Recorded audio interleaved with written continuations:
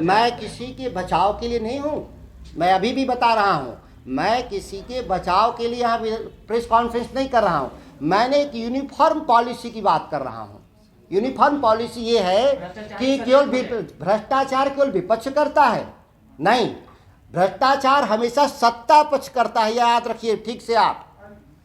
तो केंद्र में जो सत्ता में बैठे हैं वो भ्रष्टाचार कर रहे हैं, उस पर कोई कार्रवाई नहीं हो रही है, कोई जांच नहीं हो रही है, केवल उन पर कार्रवाई हो रही है जो दिल्ली के खिलाफ लोग हैं, जो उनके विपक्ष में लोग हैं, उन पर यह कार्रवाई हो रही है, एक पक्षीय कार्रवाई हो रही है, इसकी मैं बात कर रहा हूं। इसीलिए आम सहमति वापस होना चाहिए। एक सवाल है कि इंडियन एक्सप्रेस का एक रिपोर्ट आया है जी, उसमें कहा गया कि एलारा नामक कंपनी को डीआरडीओ और इसरो ने एक तरह से रक्षा मामले में टेंडर दिया है।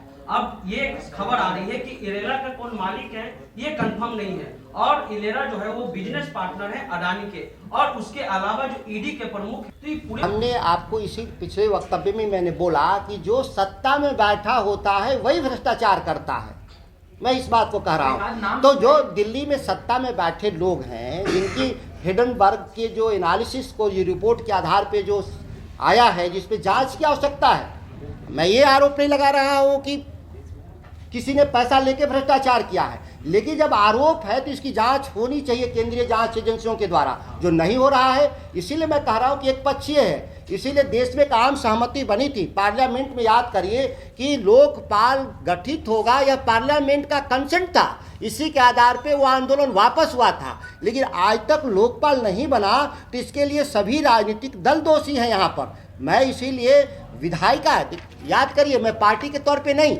मैं एक विधायक के तौर पे निजी विधेयक पेश कर रहा हूं कि सभी दल इस पर अपने राय व्यक्त करें कि वो चाहते क्या हैं। लेकिन यहाँ पिक एंड चूज की पॉलिसी है, और पिक एंड चूज कैसे हम पकड़ रहे हैं? जो विपक्ष में है, जो सत्ता में है, जिसके पास ज़्यादा संभावना है भ्रष्टाचार का, वो बच जा रहा है, और जो विपक्ष में है, जिसके पास संभावनाएं कम है, उसको सीबीआई ईडी पकड़ रही है। यही तो मैं कह रहा हूँ। स्वतंत्र नहीं रह पाएंगे। यह तो पूरे देश में सभी को पता है कि जांच एजेंसियां सरकार की अनुमति से ही जांच करती हैं, वह स्वतंत्र नहीं है।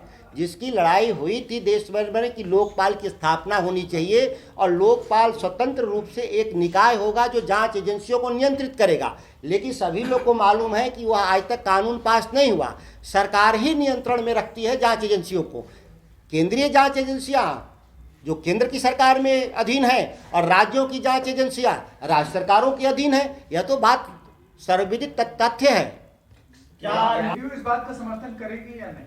मैं जहां तक जानता हूं इस मामले में कि आपने कहा, इसीलिए मैंने अपने पिछले वक्तव्य में मैंने कहा कि 6 महीना पहले केसीआर आए थे, तेलंगाना के मुख्यमंत्री और बिहार के माननीय मुख्यमंत्री जी का दोनों का संयुक्त वक्तव्य है कि हमारी आम सहमति जो दिए हैं वो आम सहमति वापस लेना।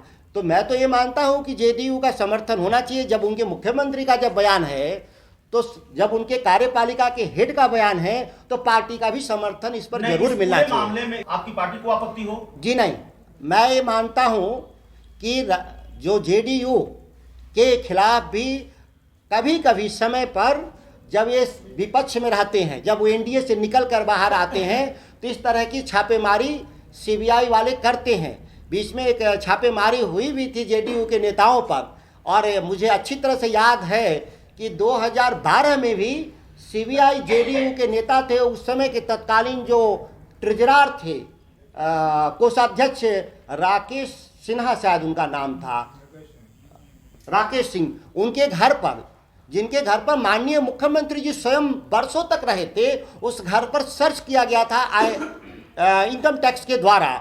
मुझे अच्छी तरह से याद है जब वो भारतीय जनता पार्टी से उनका समझौता टूट रहा था, और कई करोड़ कैश भी जब्त था, लेकिन आज तक ये नहीं पता चला कि सीबीआई ने उस पर क्या कार्रवाई की, और मीडिया के बंधु भी शायद भूल गए उस विषय को, इसीलिए कभी उसको फॉलो अप में नहीं गए कि इस तरह से सीबीआई लगातार, वो ऐसा नहीं कि केवल राष्ट्रीय जनता दल पे ही छापेमारी करते हैं, विपक्ष में जो रहेगा उस पर छापेमारी करते हैं। इस पर जिस मसले पर दोबारा नहीं, हमको लगता कि 5वीं या 6वीं बार यार ये जांच हुआ, छापेमारी मारी हुई है। एक एफआईआर पे ये 5वीं या 6वीं बार एफआईआर छापेमारी हो रही है, तो भाई एक ही एफआईआर पे 6 बार जांच होगा, वो तो उनका सेट पैटर्न है। देखिए, मैं कानून की बात कर लें हम लोग ना, उनकी मर्जी से नहीं चलेगा ना। किसी के मर्जी, मेरे मर्जी से भी नहीं चलेगा, लेकिन सीबीआई और जांच एजेंसियों की भी मर्जी से नहीं चलेगा।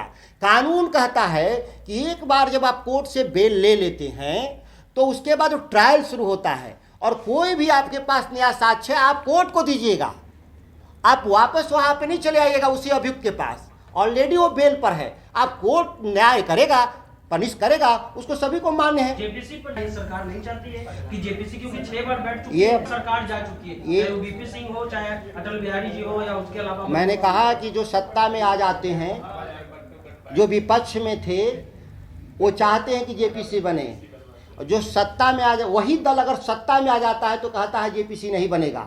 यह तो मैं आरोप सभी राजनीतिक दलों पे मैं लगाया हूँ। इसीलिए विधायिका के भीतर बहस होना चाहिए, रिकॉर्डेड बहस होना चाहिए कि किसका क्या ओपिनियन है। कल जाके मुकर न जा। मान लीजिए मैं आज विपक्ष में हूँ और मैं कह रहा हूँ कि ईडी और सीबीआई के अधिकार जब्त हो जाएं, और कल के दिन जनता हम ही को सरकार बनाने का अवसर दे दे और कल हम उसी का दुरुपयोग कर दें।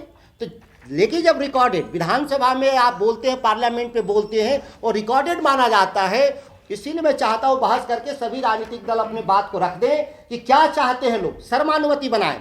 क्योंकि यह सर्वानुमति के ही जरिए मिला था अधिकार, आम सहमति, और आज सर्वानुमति टूट चुका है। यह एक तरह से केंद्रीय सरकारों के हथियार के रूप में जांच एजेंसियों का दुरुपयोग हो रहा है। यह देश के आम जनमानस तक बात जा चुकी है। इसीलिए मैं इस विधेयक को ला रहा हूं।